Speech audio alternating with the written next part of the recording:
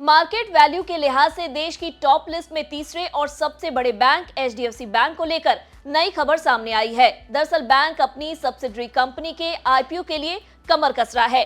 Company को सितंबर 2025 से पहले लिस्ट करना है। ऐसे में अगर आईपीओ 2024 में आता है तो ये साल के सबसे बड़े इनिशियल पब्लिक ऑफर में से एक हो सकता है। क्या है एचडीएफसी बैंक की प्लानिंग और क्यों बैंक को आईपीओ लाने की है जल्दी, जानने के लिए वीडियो में अंत तक बने रहे। नमस्कार, मैं हूं डॉक्टर तन्वी सिन्हा और आप देख रहे हैं बिस्तक।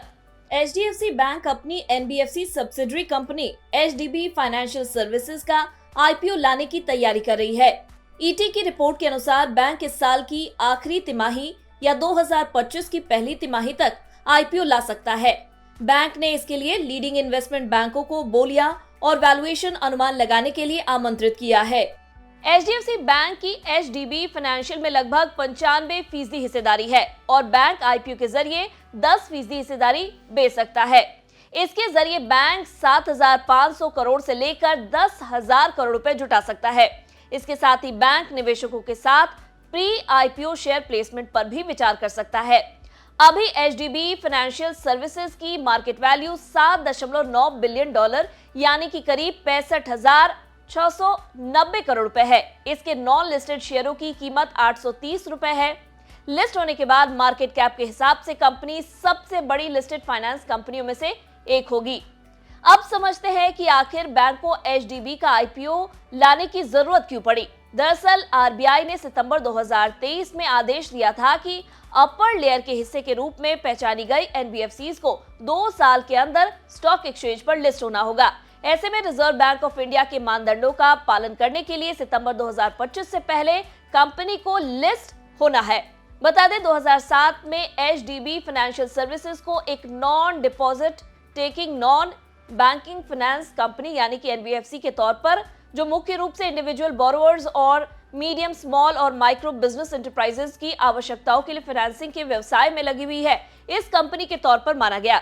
एचडीएफसी बैंक की सब्सिडरी कंपनी बीपीओ व्यवसाय की भी चलाती है और कलेक्शन कॉल सेंटर चलाने और बोरोवर से ओवरड्यूज जमा करने के लिए एचडीएफसी बैंक को सेवाएं देती है।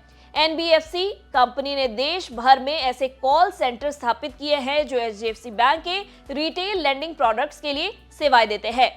बता दें 31 मार्च 2023 तक एचडीबी फाइनेंशियल सर्विसेज ने ऑपरेशन से टोटल रेवेन्यू 12,403 करोड़ रुपए दर्ज किया था, जो पिछले साल 11,306 करोड़ रुपए था। इसका प्रॉफिट आफ्टर टैक्स यानी कि पैट भी पिछले साल के 1,011 करोड़ रुपए की तुलना में बढ़कर 1,959 करोड़ रुपए हो गया है। कंपनी का loan portfolio mainly vehicle loans, loan against property और पर्सनल लोन से बना हुआ है।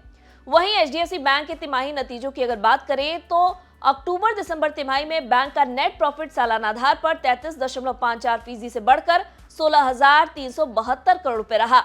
एक साल पहले क्वार्टर 3 फाइनेंशियल ईयर 2023 में बैंक को 12,259 करोड़ रुपए का मुनाफा हुआ था। इसके साथ ही इस तिमाही में बैंक का नेट इंटरेस्ट इनकम यानी कि एनआईआई सालाना आधार पर 23.9% से बढ़कर 28,470 करोड़ रुपए रहा, जो पिछले साल की इसी तिमाही में 22,990 करोड़ रुपए थी।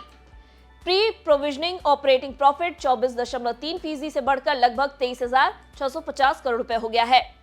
एचडीएफसी बैंक के शेयर पिछले कुछ दिनों से उतार चढ़ाव के दौर से गुजर रहे हैं। शेयर ने पिछले 1 महीने में 2% से ज्यादा का रिटर्न दिया है। हालांकि 6 महीने में ये 13% से ज्यादा टूट चुके हैं। इस खबर को लेकर आपका क्या कुछ कहना है, हमें कमेंट कर जरूर बताएं। वीडियो पसंद आया हो तो इसे लाइक और शेयर करना ना भूलें। साथ ही बिजनेस जगत की खबरों से अपडेटेड रहने के लिए बने रहे हमारे साथ और देखते रहे बिस्तक।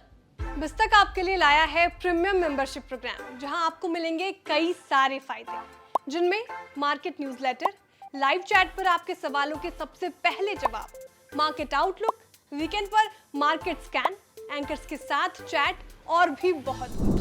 इस प्रीमियम सब्सक्रिप्शन में 3 तरह के प्लान्स हैं, सिल्वर, गोल्ड और प्लैटिनम, जिनकी शुरुआत मात्र 159 रुपए महीने से होती है। इससे जुड़ना भी बेहद आसान है। बिस्तक के YouTube चैनल पर जाएं, ज्वाइन बटन पर क्लिक करें और अपना प्लान सिलेक्ट करें। बस बन गए आप हमारे प्रीमियम मेंबर।